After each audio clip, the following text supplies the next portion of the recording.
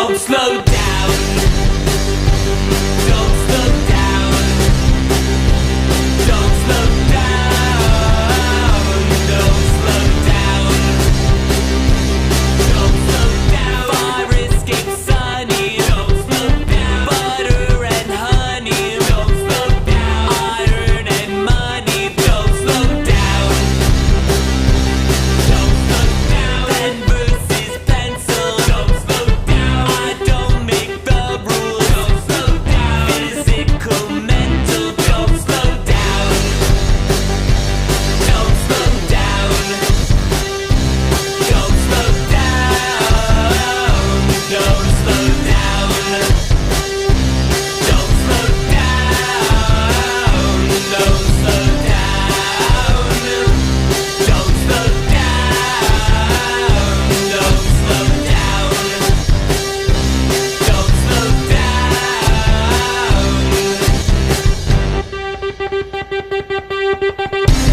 Gardens and trash cans, hoodies and chutties, arms, fingers and hands. Don't slow down. Don't slow down. I'm feeling restless. Don't slow down. Summons and sentence. Don't slow down. We've made some messes. Don't slow down. Don't slow down. Don't slow down. Don't slow down. Don't slow down. Don't slow down. Don't slow down. Don't slow down. Don't slow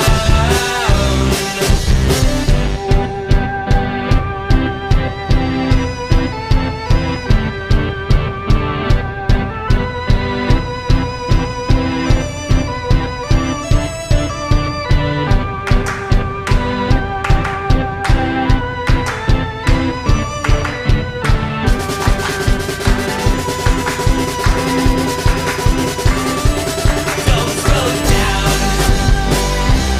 Don't slow down. Don't slow down. Don't slow down. Don't slow down. I was trying to cool it down, but then it did donuts really easy, so I just kept going.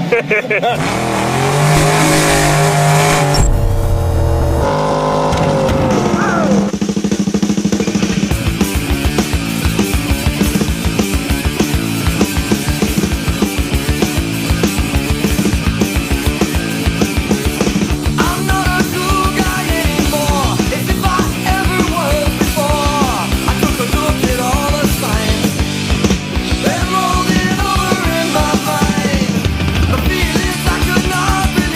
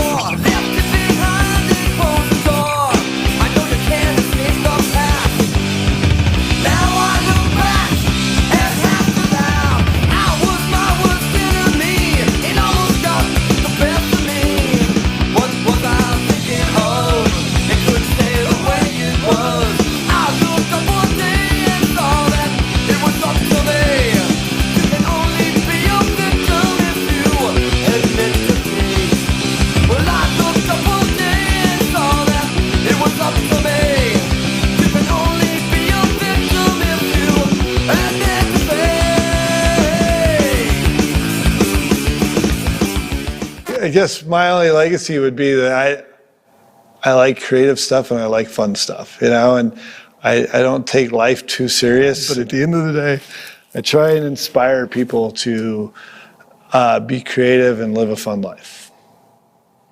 And don't be an asshole.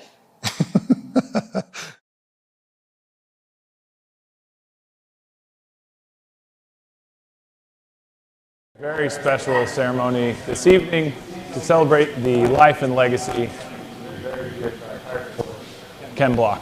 And we couldn't think of a better place to do that than an event that he won 6 consecutive times.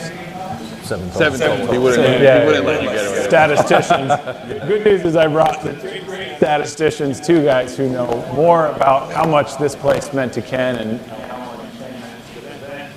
Mr. Ron Zaris and Brian. Hey guys. Gentlemen, I think we could probably spend 4 hours just sitting here telling stories about what this place means to Ken, to you guys, to the brand. So I'm just going to turn it over and let you guys just start telling us stories. All we have is 40 hours? That's all we got. Yeah. 40? Well, I guess we got to hustle. work week. I don't know. I mean, this place obviously has meant so much to Ken. There's going to be a bunch of people who are going to come up here and talk to you about all of that. You know, for us, especially Ron and I, we joined Ken in a full-time capacity when Monster World Rally Team started, which eventually became Hoonigan Racing Division. And we were just discussing before the cameras turned on how this was our first and only win that year because we had such a tough year the first year. And it was. The redemption story. And we missed the podium. Because we got lost on stage coming back with Lucy, and we missed the one podium we had that year. But it was an outrageous for everyone. And this became the event for Ken. You can say to him, this is your roots. Like he was so dominant here that it was not about coming here and winning, it was about coming here and not losing. It was an extra level of pressure, I think. His first Rally America win ever, 2006, and then all throughout the years, consecutive until 2012, and again in 2014. We just couldn't think of a better place to do this, to have this ceremony, to have this car here, to have everybody here. So yeah, it's incredible. Honestly, in a way, kind of overwhelming, but it's just very, very, very cool place to have this celebration of this life and legacy. What do you think about the 100 Acre Wood Rally that was so meaningful and so impactful to Ken? It's a fact that, like you guys said, this was a place where when your team coalesced, this was like the first big win. Like, what is it about specifically this event, these roads, this part of the country? What was so magic to Ken about being here? It was flat out. Yeah. That's it. Yep, that was it. Well, the funny thing I remember hearing, when Ken first started racing, he was very good at the technical stuff, throwing the car around, just higher, lower speed stuff. And at one point it clicked, and he just realized that he loved chucking the car around, sideways, 6th gear, flat out. And this rally is that epitomized for the whole season. Smooth roads, usually pretty good conditions, and he absolutely. And I think that's common for a lot of drivers. Like you start to develop your technical skill, whether it's at a rally school or doing your first few events, and you're like, all right, I'm optimum in the low speed stuff because the risk is low. And Ken was a guy, whether it was for work or driving, risk is what he lived for. No, we always said he was like missing the fear. Like he had the smarts to know that it was dangerous, but like none of the like instinct to say maybe I should slow down, which is what made him faster. Put in the opposite way from Travis. That's what made him so. Travis is a completely different version. Travis is just missing like a chunk of brain. Like, love you, Travis. But Ken wasn't missing the rational part. He knew better. There was some logic bouncing around. Yeah, it's so stressful. Joke, like he enters the car as a driver and leaves as a passenger. you're like Ken looks like he's like deep meditation. Yeah. Right. Totally. No, it does look like Travis has aged by the time he gets out of a stage. And Ken's just like, all right, I think I learned something in there. And Travis is like, I think I got dumber. Well, we learned that in Gincana, all the Gincanas that we did with Ken, he was cool guy, action hero behind the wheel. And that's what we had gotten used to. We did the Gincana with Travis, and he looked Somebody said he looked like somebody was just telling him the corner after it had already happened. Well, listen. Yeah. Well, and I think, to that point, like, we all got to see, I mean, for those of you watching at home, there's a sea of people behind here, competitors, organizers, volunteers, who this event means a lot to everyone here. And I think this event means a lot to obviously the whole Hoonigan family. But I'm curious just a little bit about, what was it like working with Ken and preparing for not just a season, but for these events, and kind of what was his mindset coming into like a weekend like 100 Acre Wood? Well, 100 Acre Wood was very much its own weekend because, with the history that he had coming in here, it was always a lot of storytelling. So previously we would test at this place called the Bison Ranch, which is a fantastic spot. It's hidden away in Missouri. It was owned by the guy that invented the perfume thing in magazines. So he built himself this like, that's how you make money. Apparently. And he sold scratch and sniffs. Yeah. But it's a place that was very dear to me because, when I was making media, test days were absolutely the best. Because you could move around, you could get the same car, action in every different corner. It was great coverage. And we would always test at the Bison Ranch and we would tell our story. How do we go into this one? Okay, got to tell the whole history. How many times have I won here? Yeah. And now going for it again. So it was always such a marketing mindset coming into every round of this round. It was also the beginning of the year, so we wanted to make really good, like, early content for the park. Yeah.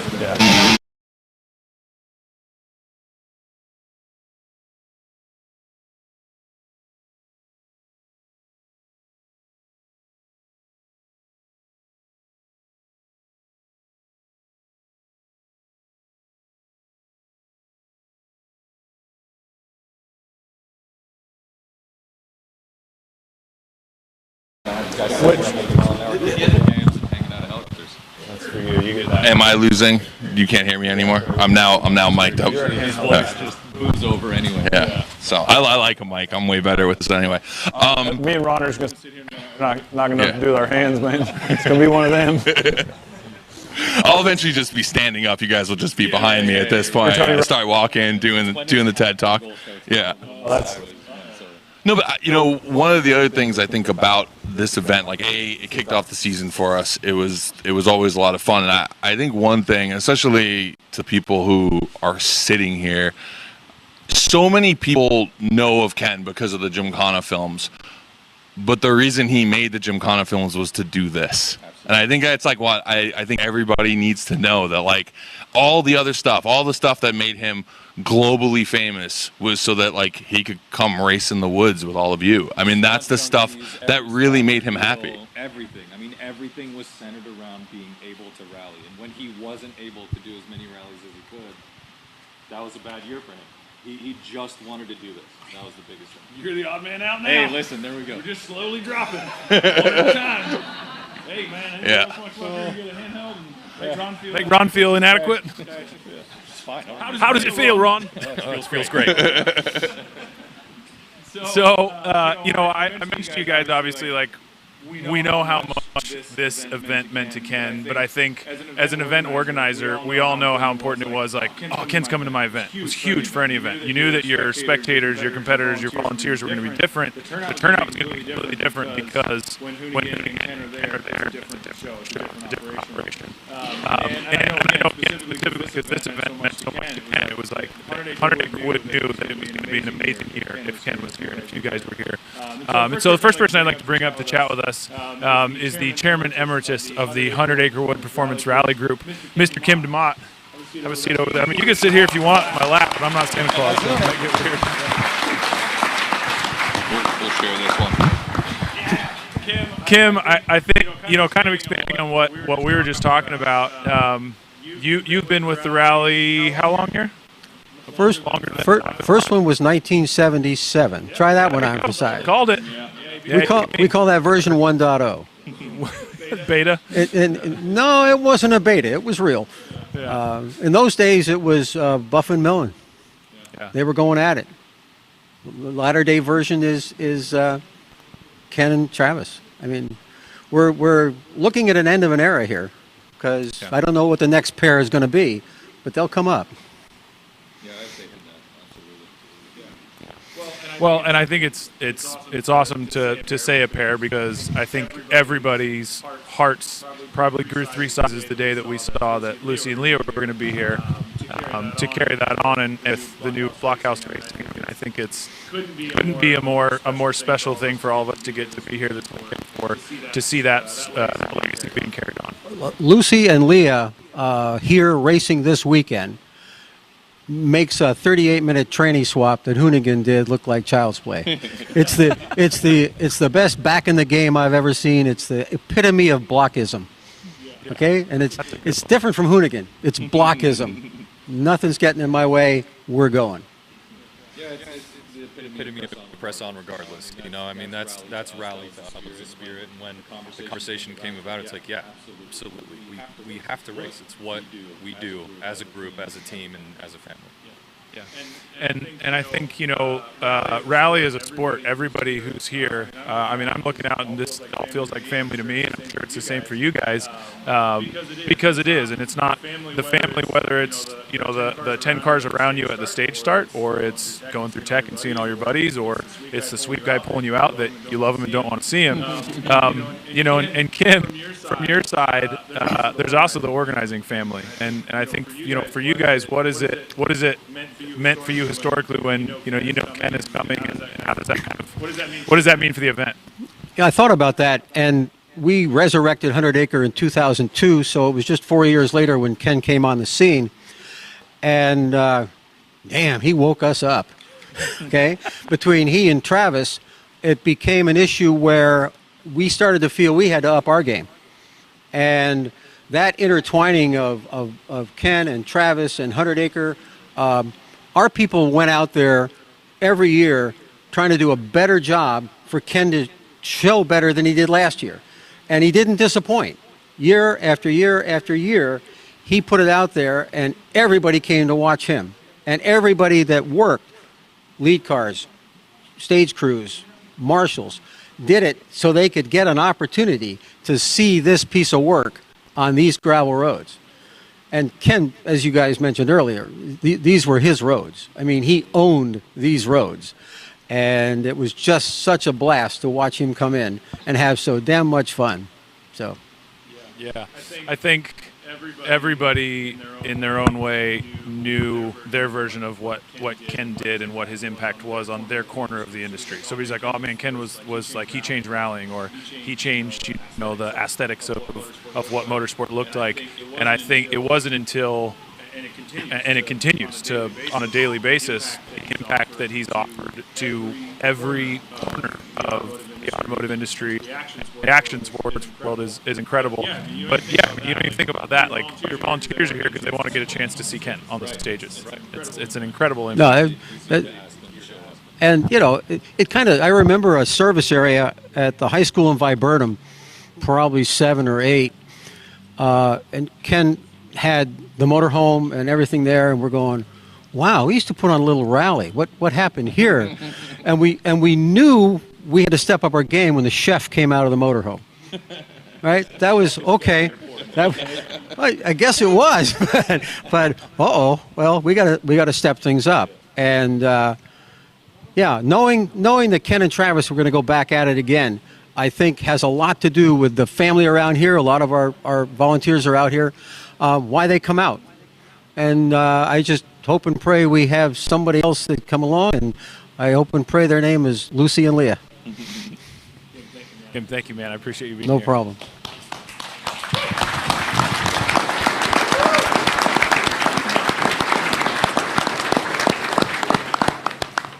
Yeah, I mean, I think that's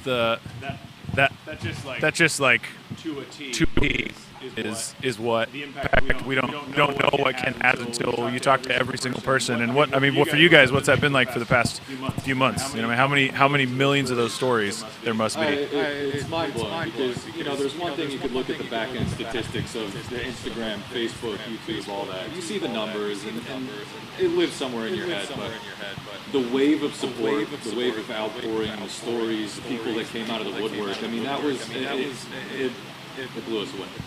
There's no. Yeah, I think when you spend every day working with someone like, and just spend so much time with someone, you don't take that time to think of like the impact, right? And I think immediately afterwards there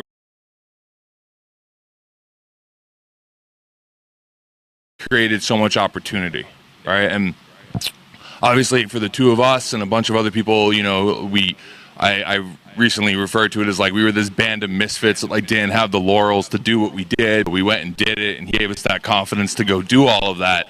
And I mean, Derek and I were just discussing yesterday how Derek, like Ken would tell you something that you thought was impossible, but he just looked at you like you could do it, and it was the expectation, and then you went and did it, right? And you know, I think he did that for people, but even, you know, people have asked me a lot, like, what do I want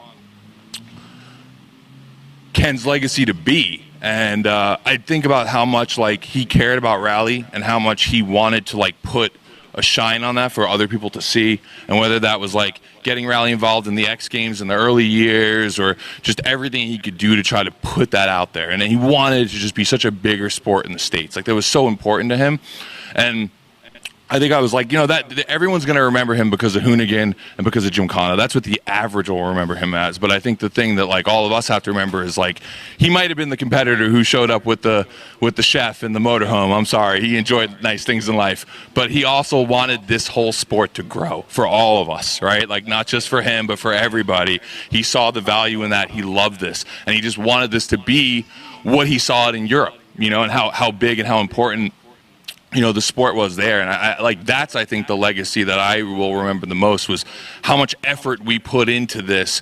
When being honest, our sponsors and our partners wanted us to put effort into, you know, things like Gymkhana or Rallycross or other stuff, but for him it was always about stage rally. It was always about coming back here. This is what fueled him. And you know, the expression like, you know, all boats rise with the tide kind of thing, like that was Ken. Like Ken wanted everybody to like come up with what we were doing, and I that's the thing that like you know really sticks out the most. I know that the word legacy is obviously probably the most used word for you guys right now, is like trying to understand what that legacy is. But like you said, you know, Ken believed in, and family loves and believes in the sport of rally. And we've got Kevin from USAC here, which is the USAC is obviously the big boss of ARA, and he wants to kind of share some of his sentiment and kind of memorialize what this number means to the sport and what it's going to look like moving forward. Thanks, Dave. I'm going to need a few props, and I need to speak loud so you can hear me in the back. But tonight, it's a momentous honor, which is reserved for one of the greatest champions in the sport of auto racing. Bursting on the scene of rally here in 2005, Ken established the landscape quickly by winning Rookie of the Year. He'd go on to win 25% of the rally races he entered in the United States. Pretty incredible. And of course, those 7 victories here at 100 Acre Wood. Ken's actions on and off the track and throughout the course of his whole life helped to shape generations of new car enthusiasts. We're forever grateful for the passion he brought to us in motorsports. The United States Auto Club is proud to continue the celebration of his life and legacy by officially retiring the number 43 throughout our rally racing series. The Black family will forever have the right to honor Ken's number as the gatekeeper of the entrant number 43 for American rally racing. Where's my guy go?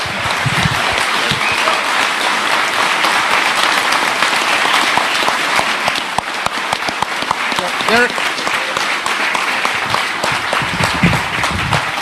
Thank you very much.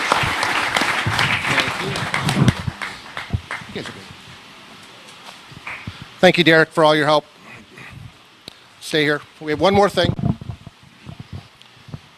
As a tribute in honor for his legacy and support of USAC, the United States Auto Club would like to donate $10,000 to the 43 Institute to help get it kicked off and help and get others to support the path Ken led.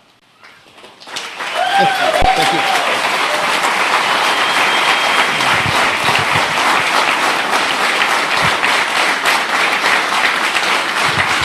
Thank you. Thank you.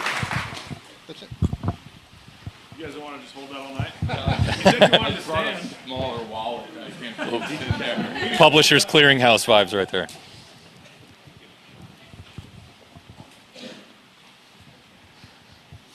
There you go. Whoa, I don't know. I'm taking the hard one. You got the hardwire one. Yeah, I got the Wait, do snake you on even mine. Thank you. Do you even need a mic? Here, there you go. Here we go. Talk's too loud? We're back to mic 3. So there's besides the two of you who are always with Ken, there's another guy that I think often comes up as like Ken and Travis.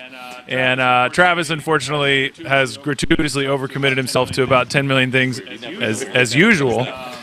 Weird, I know. It's like you guys might know him too, apparently. Because so Travis is out at a Nitro Rallycross event, but he had a message that he wanted to share for everybody here tonight. Everyone knows Ken Block as an amazing racer, but he was so much more than that. He was a father, he was a friend, he was a husband.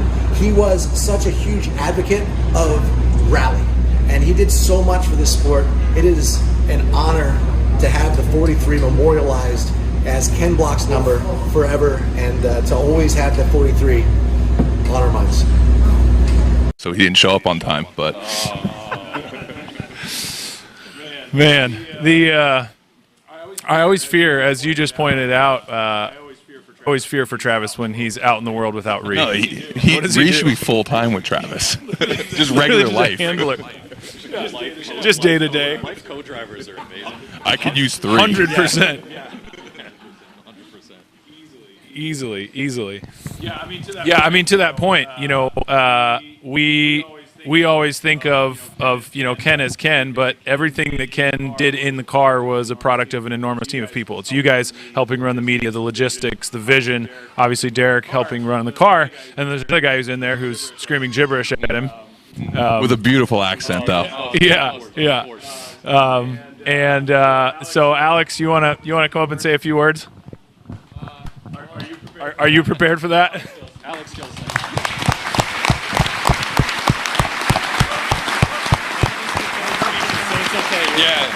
Yeah. Nobody here knows what we're doing. Yeah, so sorry.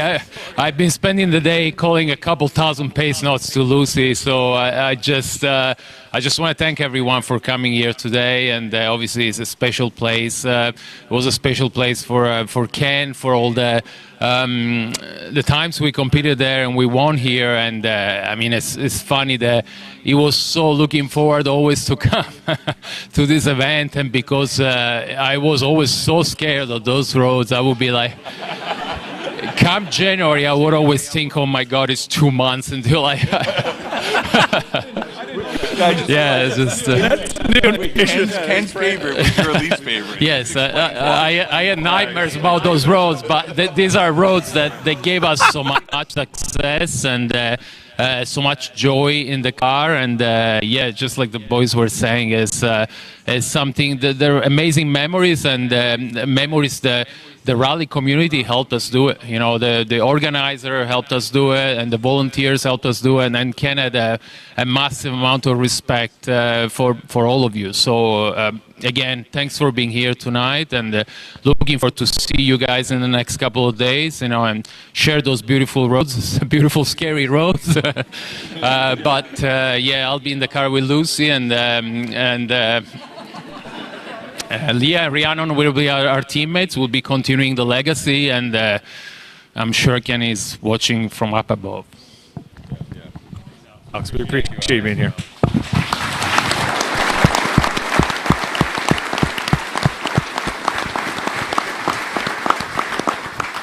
So I don't want to dredge up the trauma of the YouTube comments, but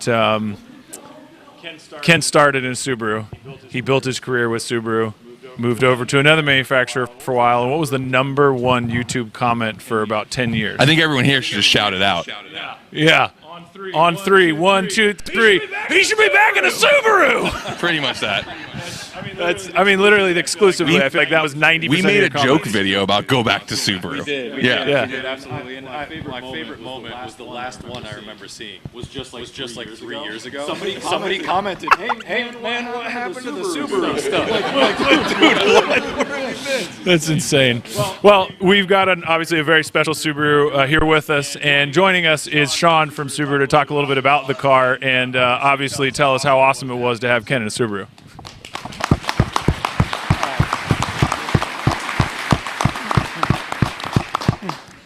Hi, so I'm Chuck Ballard with Subaru. I'm on the PR team, and I also oversee our vintage vehicle collection. So this vehicle came up for sale a couple years ago, and we jumped at the opportunity to buy it because of its race history. This was Ken's first Subaru rally car, and before that it was Travis's first rally car. So it does have some great history, and we bought it and left it as is. It has all the bangs and dents on it. Between the door panels, or the body panels, you can see the history of the car, like all the layers of paint. It was a really cool purchase, and it was a great opportunity to bring it out here. It still has the 100-acre wood livery on it. This was Ken's favorite race, so like whenever we were asked, we brought it out here with no questions asked. The same car, I mean, in a way, it really kick-started Ken's media career because it was the Stunt Junkies car.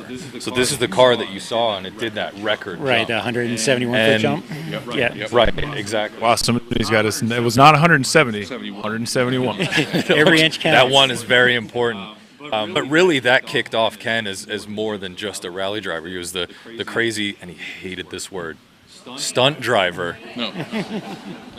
But we always corrected everything. He was a rally driver that did all the stunt stuff or whatever it may have been so that he could rally. I think the actual headline for that was "Shoe Tycoon Sets Rally Car Record." Oh, brutal. Brutal. He's like, really? That's what they have to say? Almost broke my back. Well, Sean, you said a specific word. I believe you said vintage. That's a wild concept. And I mean, like, I see there's more grays popping up in this row than there probably was when this car was new. But like, that's what's so wild is to think like.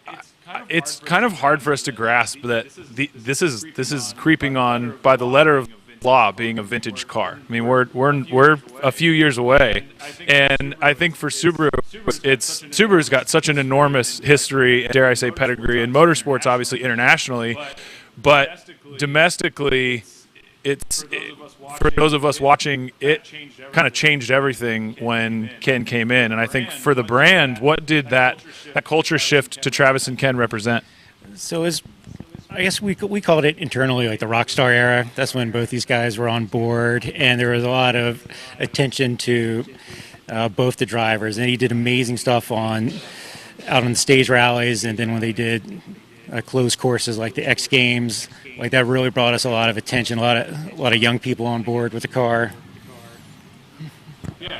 Yeah, and I think, I'm looking around, there's a lot of X Games generation here, right? Like we grew up watching action sports and seeing Ken's vision and Travis together to take this sport that they loved and turn it into an action sport, but not just through like getting it into the X Games, but the aesthetic. I mean, this car right now, this looks like a race car to us, but this was revolutionary when it came out. The aesthetic of this, and you guys were around at the beginning of like hearing and seeing kind of what that like for Ken to bring that vision into the sport and continue it on. I mean, you guys are wearing the latest stuff that Ken designed.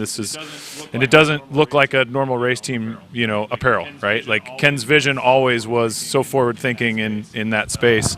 I was going to say, Scotto, you can kind of attest to that. I think that was the big thing for Ken was coming from action sports, especially skateboarding, like aesthetic and style was so important, right? You could have a trick, but if you weren't stylish, like the way that you landed it or the way you skated or whatever, it didn't matter as much. And Ken came into motorsports and felt like a lot of it, just lacked some of that additional energy. And, and right now, I mean, Leah is running, a tribute livery, which was the snow camo livery, which was Ken's first real livery. And I think now anyone here who's under 40, 35 maybe, I don't know, I'm aging myself. By the way, back to the Subaru comment before, the STI will have been in the United States for 2 decades next year.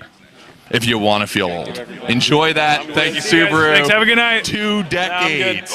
Sorry. Anyway, you can get antique plates in the state of New York after 20 years. Nope. No, I'm good. That's enough. Thanks. Somebody take his mic. So anyways, the car. You know, if you weren't there during that era, I mean, camos and then the drips livery and things like that were so out of place. Now it seems normal. I mean, everyone has big, bright kind of liveries, but back in the day, it was color blocking and brand logos. Like, that's what made a cool livery, right? The Roth livery, you know, 555, things like that. But it really just was colors and logos. Ken took the whole idea of patterns and everything that would look good on apparel and tie that all together, and it was such a part of, you know, Ken's identity. And I think also a big part of like what he left behind in motorsport, you know, is this legacy of like stuff should look cool as well, and the sport's cool, and kind of connecting all those pieces. It was something we spent many hours debating over this, that, how this should look, and all of that. Well, I appreciate you guys having this car here. I think it means a lot to everybody here, but I think this to me represents Ken's legacy in an incredible way. So thank you guys so much for putting that together and bringing it here.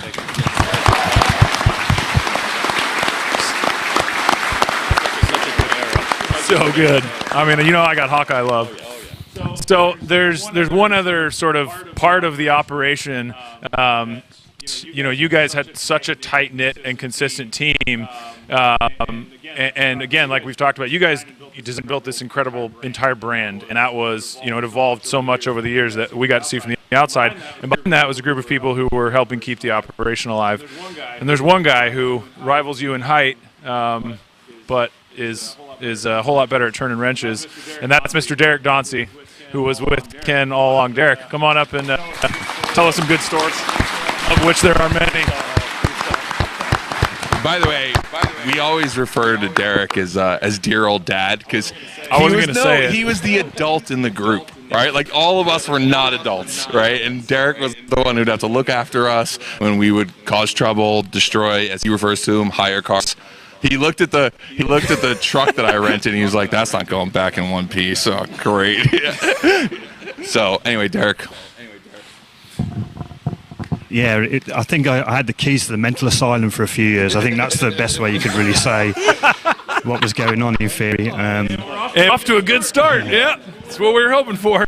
I think what I'd like to just say is basically this was Ken's favourite event, without a doubt. His favourite event.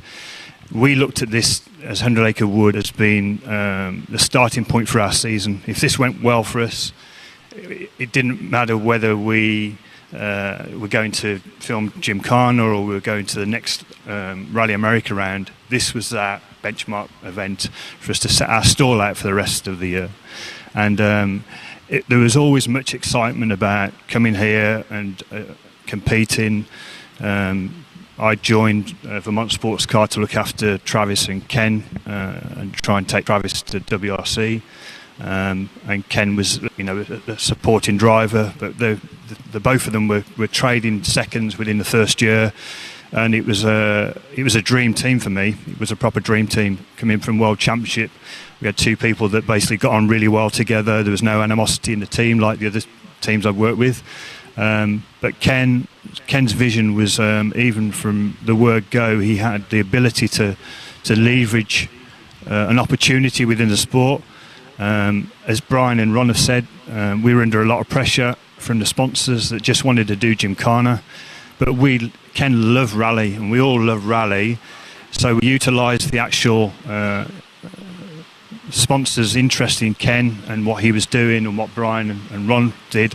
And it allowed us to come back and do rally. But American rallying, we went to do World Championship, but American rallying was always what we wanted to see promoted over the years. And coming back and winning this event for so many times was obviously the event became our event. But I'd just like to say thank you to everybody that supported this event over the years. ARA, Kevin, Rally America before that. The organisers have welcomed us here year after year. We've enjoyed it. It's a part of a family. The volunteers and the marshals have turned out in all weathers. This event's been known to have some sun. You can get sunburnt one year and it's snowing a year afterwards. So it's a tricky event. But I miss Ken. Everybody misses Ken. But he did set us. We've talked about it quite a lot. If we can just take a small bit of his vision forward, and young Leah's got that little glint in her eye, just like Ken.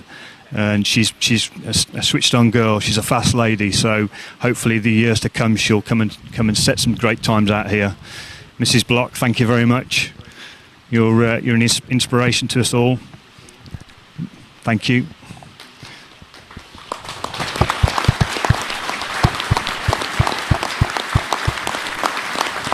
But all in all, what I'd like to just finally finish with is basically enjoy your rallying.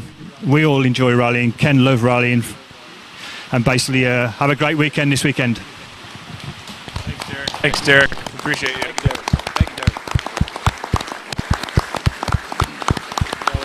Anytime we would do stuff on the road that was somewhat questionable, me and this guy would always be like, what's Derek gonna say?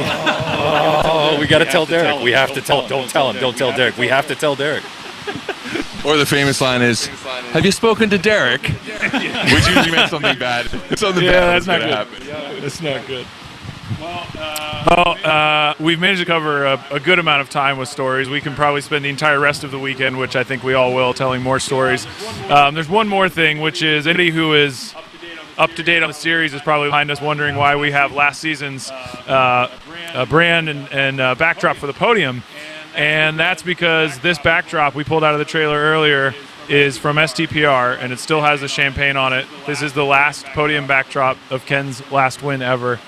And because we're all here tonight, because we have the entire rally family here, we thought we'd wrap up by thanking everybody. And anybody here, if you'd like to come up, we got a bunch of paint pens.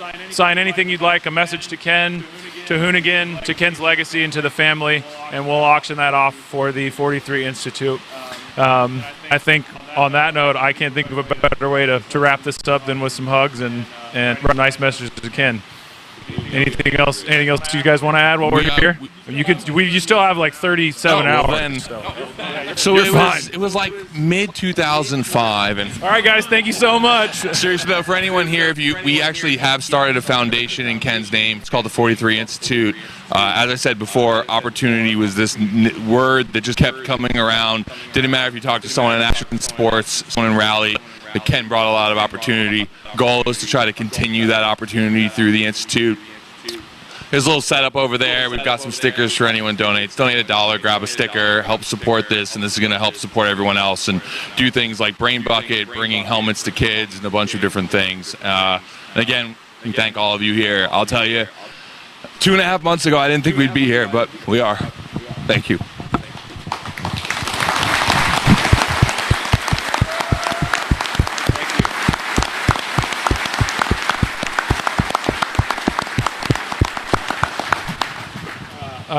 Well, appreciate both you guys. Appreciate everybody here, everyone at home. We'll be back tomorrow for the official live stream of Ken's favorite event ever. We're going to make it one for the record books. And for now, you guys join us up here. Let's put one last message up on there for Ken. You know how awkward this is going to be when we do this at the next event? And we're like, well, so this is not his favorite event, because we obviously already told everyone. This is like we admitted which one's the favorite child. Favorite on like the one year we didn't race 100 Acre. It was still special, yeah. Like, no, you guys are awesome. It's not that I don't love you. It's me. Yeah, no, totally. Anyway. Well, we love all the events, just not quite equally. All right, well, thank you guys so much. Let's on up and honor Ken.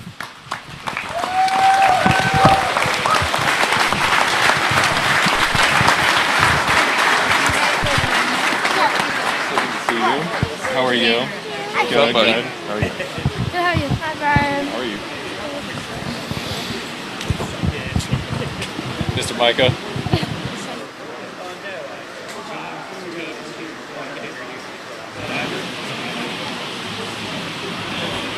I had to get this over because I was going to cry, but then when you come over, I didn't cry. I was like, I didn't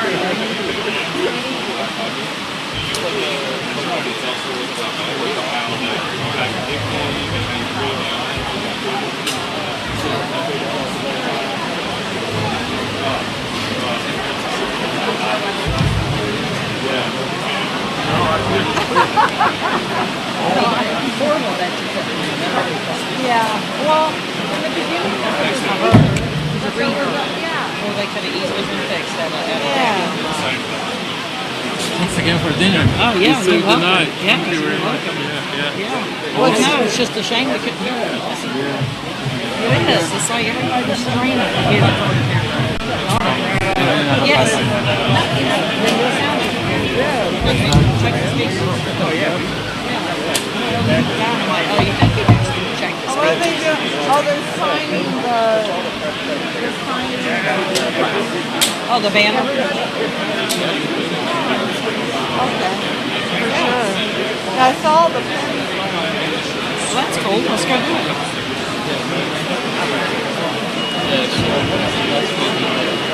Oh, I got you. Yeah, I got you. Yeah. Thank you very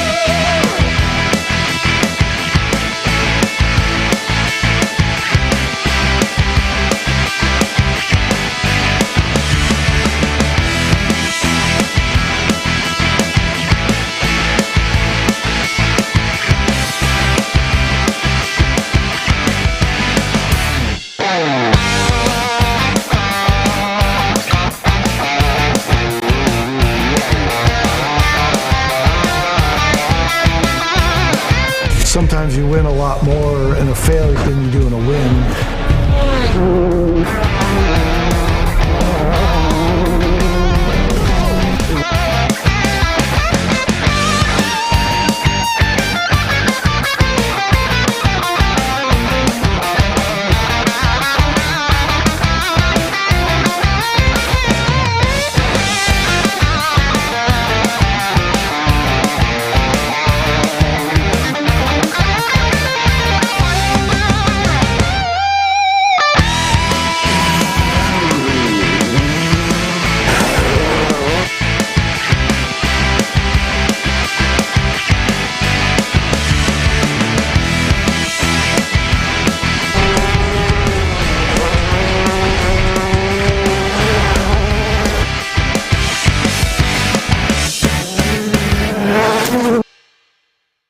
I guess my only legacy would be that I like creative stuff and I like fun stuff, you know, and I don't take life too serious. But at the end of the day, I try and inspire people to be creative and live a fun life. And don't be an asshole.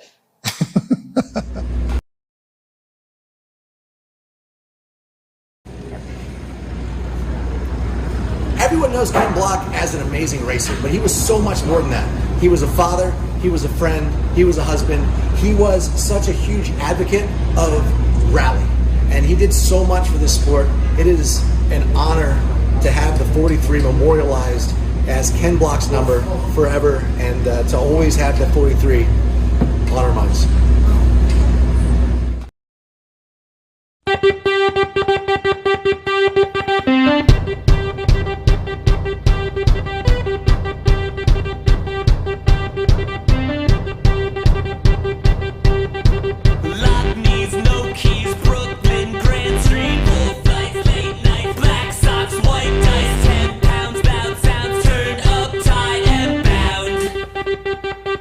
Don't slow down.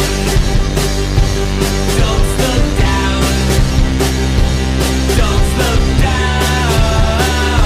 Don't slow down. Don't slow down. Fire escape sunny. Don't slow down. Butter and honey. Don't slow down. Iron and money. Don't slow down.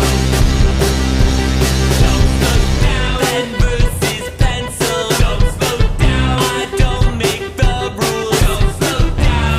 Physical, mental. Don't slow down. Don't slow down. Don't slow down. Don't slow down. Don't slow down. Don't slow down. Don't slow down. Don't slow down. Don't slow down.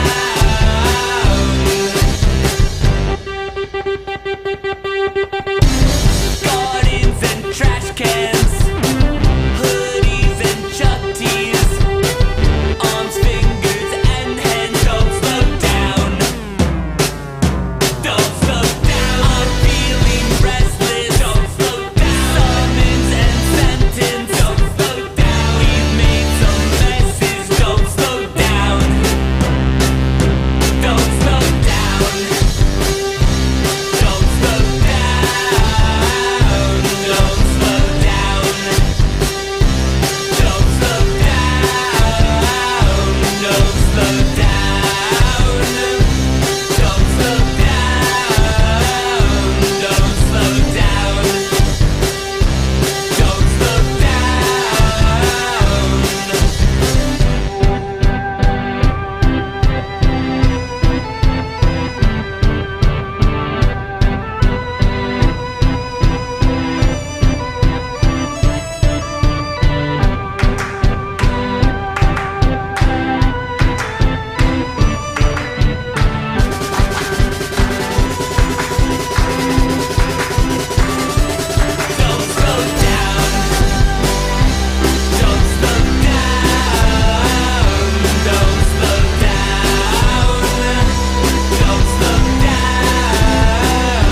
Don't slow Now let's try to cool it down. But then I did donuts really easy, so I just kept going.